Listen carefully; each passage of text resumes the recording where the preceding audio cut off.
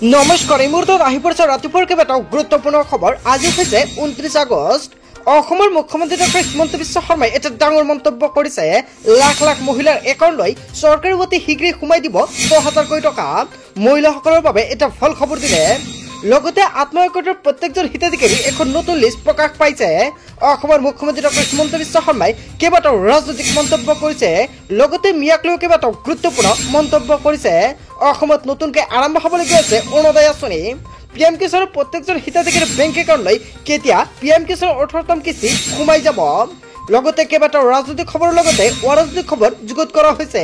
গোটেই অসম তথা ভাৰতৰ বিভিন্ন প্ৰান্তৰ পৰা যুগুত হৈছে কেইবাটাও ডাঙৰ খবৰ। এনেবোৰ খবৰ নিতৌ পাই থাকিবলৈ চেনেলটি ছাবস্ক্ৰাইব কৰি ভিডিঅ'টো এটা লাইক কৰিবলৈ নাপাহৰিব। আজিৰ আমাৰ প্ৰথম দশমে গুৰুত্বপূৰ্ণ খবৰ হৈছে অসমবাসীৰ বাবে এটা ডাঙৰ খবৰ। অসমৰ মুখ্যমন্ত্ৰী ডক্টৰ হিমন্ত বিশ্ব শৰ্মাৰ বিৰুদ্ধে এজাহাৰ দাখিল কৰিছে। মুখ্যমন্ত্ৰী হিমন্ত বিশ্ব শৰ্মাৰ বিৰুদ্ধে এজাহাৰ দাখিল। দিছপুৰ থানাত এজাহাৰ দাখিল বিৰোধী ঐক্য মঞ্চৰ। সাম্প্ৰদায়িক মন্তব্যৰ অভিযোগত মুখ্যমন্ত্ৰীৰ বিৰুদ্ধে এজাহাৰ দাখিল কৰিছে।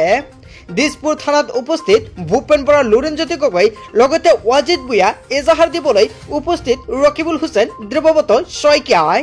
বিৰোধী ঐক্য মঞ্চৰ বৈঠকত লোৱা হৈছিল সিদ্ধান্ত।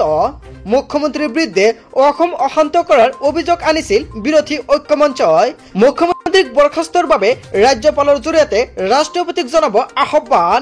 এনেকুৱাকৈ কেইবাটাও গুৰুত্বপূৰ্ণ মন্তব্য মুকলি হৈছে আজিৰ দিনটোত। তাৰ পিছত অসমবাসী ৰাইজক জনাইছো আমাৰ পৰৱৰ্তী খুবেই গুৰুত্বপূৰ্ণ খবৰ। লগতে ডাঙৰ খবৰ, অসমীয়াতে হ'ব লাগিব নামাকৰণ। পৌৰসভাই বান্ধি দিলে সময়সীমা। মিয়া হাটাও অভিযানৰ মাজতে শিৱসাগৰৰ পৌৰসভাৰ বৃহৎ সিদ্ধান্ত। সকলো ব্যৱসায়িক প্ৰতিষ্ঠানৰ নামফলক হ'ব লাগিব অসমীয়াত। নামফলক অসমীয়া কৰিবলৈ এসপ্তাহ সময় বান্ধি দিলে পৌৰসভাই। অসমীয়া নামফলকৰ দাবী তুলিছিল উজনিৰ 30টা সংগঠনে। দল সংগঠনৰ দাবীৰ পিছতেই পৌৰসভাতে জাৰি কৰিলে নিৰ্দেশনা। পৌৰসভাৰ আৰ্হিতে হ'ব লাগিব ব্যৱসায়িক প্ৰতিষ্ঠানৰ নামকৰণ। অৱশেষত কেইবাটাও গুৰুত্বপূৰ্ণ মন্তব্য মুকলি আহিছে আজিৰ দিনটোত। মিয়া হাটাও অভিযানৰ মাজতে শিৱসাগৰ পৌৰসভাৰ বৃহৎ সিদ্ধান্ত। তাৰ পিছত অসমবাসী ৰাইজক জনাইছো আমাৰ পৰৱৰ্তীটো খুবেই গুৰুত্বপূৰ্ণ খবৰ। লগতে ডাঙৰ খবৰ, উজনিত মিয়া মুছলমানক মুখ্যমন্ত্ৰী দিব নোৱাৰে নিৰাপত্তা। অসমৰ মুখ্যমন্ত্ৰী ডক্টৰ হিমন্ত বিশ্ব শৰ্মাই কেইবাটাও ডাঙৰ মন্তব্য কৰিছে। মিয়া মুছলমানৰ ৰাজনীতিক লৈ কেইবাটাও গুৰুত্বপূৰ্ণ মন্তব্য কৰিছে অসমৰ মুখ্যমন্ত্ৰী হিমন্ত বিশ্ব শৰ্মাই। মিয়া মুছলমান উজনিলৈ গ'লে মুখ্যমন্ত্ৰীয়ে নিৰাপত্তা দিব নোৱাৰিব পাৰে। উজনিত বহু খিলঞ্জীয় লোকে বসবাস কৰে। আগ্ৰাসী মনোভাৱ লৈ উজনিলৈ যাম বুলি ক'লে নহ'ব। অৱশেষত অসমৰ মুখ্যমন্ত্ৰী ডক্টৰ হিমন্ত বিশ্ব শৰ্মাই এটা ডাঙৰ মন্তব্য কৰিছে। অসমীয়াই নিবিচাৰিলে মিয়া মুছলমান উজনিলৈ গ'লে বিপদ হোৱাৰ আশংকা আছে। আৰু তেনে বিপদত মিয়া মুছলমানক মুখ্যমন্ত্ৰীয়ে দিব নোৱাৰে নিৰাপত্তা। মিয়া মুছলমান উজনিলৈ গ'লে আইন শৃংখলা বিঘ্ন হোৱাৰ আশংকা। UDFৰ বিধায়ক আগ্ৰাসী মনোভাৱ ত্যাগ কৰাৰ আহ্বান মুখ্যমন্ত্ৰীগৰাকীৰ। লগতে জামাই বুলি যদি কয় তেতিয়া পৰিৱেশ সলনি হৈ পৰিব পাৰে। সদনত মিয়া মুছলমানক লৈ শাসক বিৰোধীৰ বাকযুদ্ধ। মিয়া মুছলমান উজনিলৈ গ'লে মুখ্যমন্ত্ৰীৰ নিৰাপত্তা দিব নোৱাৰে বুলি মন্তব্য কৰিছে অসমৰ মুখ্যমন্ত্ৰী ডক্টৰ হিমন্ত বিশ্ব শৰ্মাই। কিবা এটা ডাঙৰ মন্তব্য কৰিছে সদনত। ইয়াৰ বিষয়ত আপুনি কি ক'ব? যদি আপোনাৰ কিবা মন্তব্য কৰিব লগা থাকে আপোনালোকৰ মন্তব্যটো নিশ্চয়। তাৰ পিছত অসমবাসী ৰাইজক জনাইছো আমাৰ পৰৱৰ্তীটো খুবেই গুৰুত্বপূৰ্ণ খবৰ। লগতে ডাঙৰ খবৰ, আপুনি অসমৰ ৰজা নহয়, যি মন যায় তাকেই কৰিব। মুখ্যমন্ত্ৰী হিমন্ত বিশ্ব শৰ্মাক সকিয়নি অখিল গগৈৰ। হিমন্ত বিশ্ব শৰ্মা অসমৰ ৰজা নহয়, যি মন যায় তাকেই কৰিব নোৱাৰে বুলি মন্তব্য কৰিছে অখিল গগৈয়ে। আপুনি অসমৰ গৃহমন্ত্ৰী হৈ সাম্প্ৰদায়িক সংঘৰ্ষ কৰিব সেয়া মানি ল'ব নোৱাৰো। হিন্দু মুছলমানৰ মাজত কাজিয়া লগাই থাকিব সেয়া মানি নলওঁ। হিমন্ত বিশ্ব শৰ্মা ষড়যন্ত্ৰ কৰি লগতে আইন ভংগকাৰী আৰু সংবিধান ভংগকাৰী বুলি মন্তব্য কৰিছে অখিল গগৈয়ে। হিমন্ত বিশ্ব শৰ্মাক পদত্যাগৰ দাবী উত্থাপন কৰিলে অখিল গগৈয়ে। হিমন্ত বিশ্ব শৰ্মা অসমৰ ৰজা নহয়, যি মন যায় তাকেই কৰিব। এনেকুৱাকৈ কেইবাটাও গুৰুত্বপূৰ্ণ মন্তব্য কৰিছে অখিল গগৈয়ে। তাৰ পিছত অসমবাসী ৰাইজক জনাইছো আমাৰ পৰৱৰ্তীটো খুবেই গুৰুত্বপূৰ্ণ খবৰ। লগতে ডাঙৰ খবৰ, তাক লুংগিত ধৰি উলিয়াই দিয়ক। অখিল গগৈক উদ্দেশ্য কৰি শাসকীয় দলৰ বিধায়কৰ আচৰণ বিধানসভাত। হয়, আপুনি ঠিকে শুনিছে, বিধানসভাত অখিল গগৈক লুংগি ধৰি উলিয়াই দিয়াৰ কথা উল্লেখ কৰিছে। আৰু ইয়াক লৈ এটা ডাঙৰ প্ৰতিক্ৰিয়াৰ সৃষ্টি হৈছে। সদনত অখিল গগৈক চূড়ান্ত অপমান কৰিলে। সাহসীয় দলৰ বিধায়কৰ মুখত এতিয়া অসংযোগ কথা সদনৰ মজিয়াত তাক লুঙিত ধৰি উলিয়াই দিয়ক বুলি সম্বোধন অখিল গগৈ।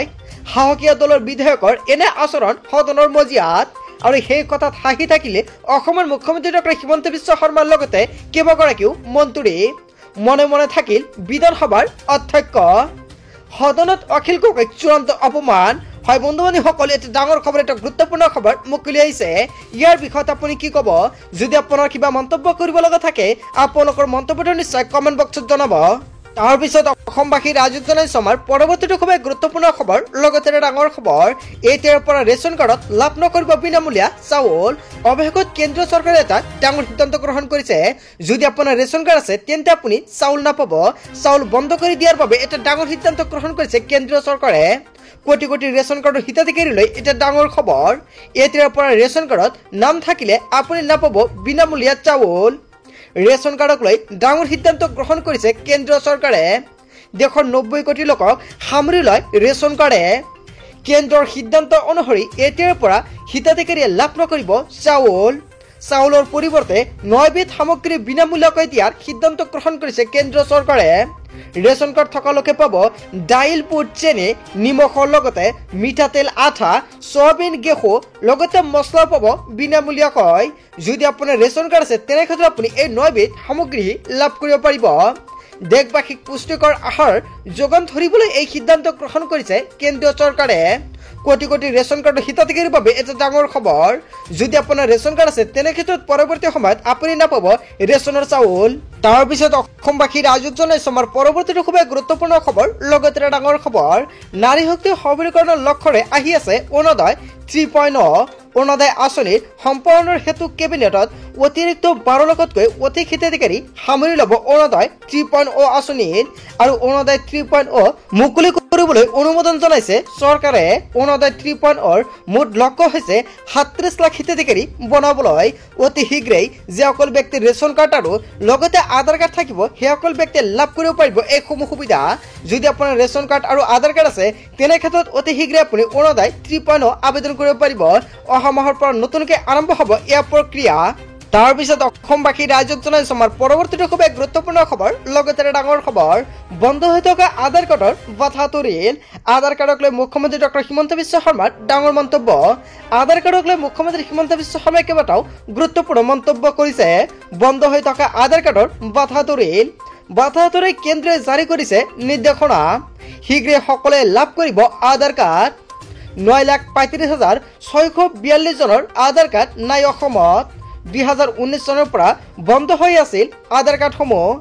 আধাৰৰ এনআৰচিৰ সময়ত আধাৰ এনআৰচিৰ প্ৰত্যক্ষ সম্পৰ্ক নাই বুলি মন্তব্য কৰিছে অসমৰ মুখ্যমন্ত্ৰী ডক্টৰ হিমন্ত বিশ্ব শৰ্মাই।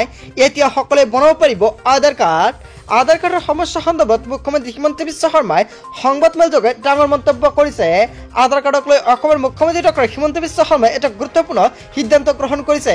অতি শীঘ্ৰে আপুনি এতিয়া আধাৰ কাৰ্ডটো বনাই লওক, কিয়নো চৰকাৰে নতুনকৈ যিসকল ব্যক্তিৰ এনআৰচিৰ সময়ত বায়'মেট্ৰিকৰ সময়ত ফিংগাৰপ্ৰিণ্ট দিছিলে সেইসকল ব্যক্তিৰ আধাৰ কাৰ্ডটো বনাব পৰা নাই।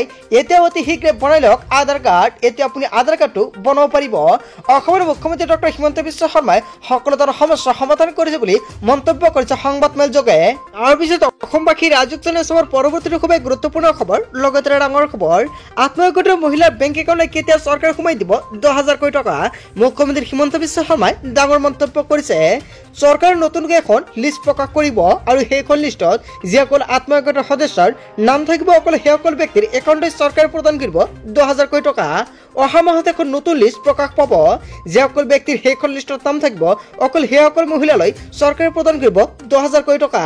চৰকাৰে সম্পূৰ্ণকৈ মহিলাসমূহৰ নাম অন্তৰ্ভুক্ত কৰি আছে পৰ্টেলত, আৰু পৰ্টেলত অন্তৰ্ভুক্ত হোৱাৰ পিছতেই নতুন তালিকা প্ৰকাশ পাব অহা মাহত। আৰু অহা মাহত তালিকা প্ৰকাশ পোৱাৰ লগে লগে সম্পূৰ্ণকৈ আপোনালোক জনাই দিম আন এটা ভিডিঅ'ত।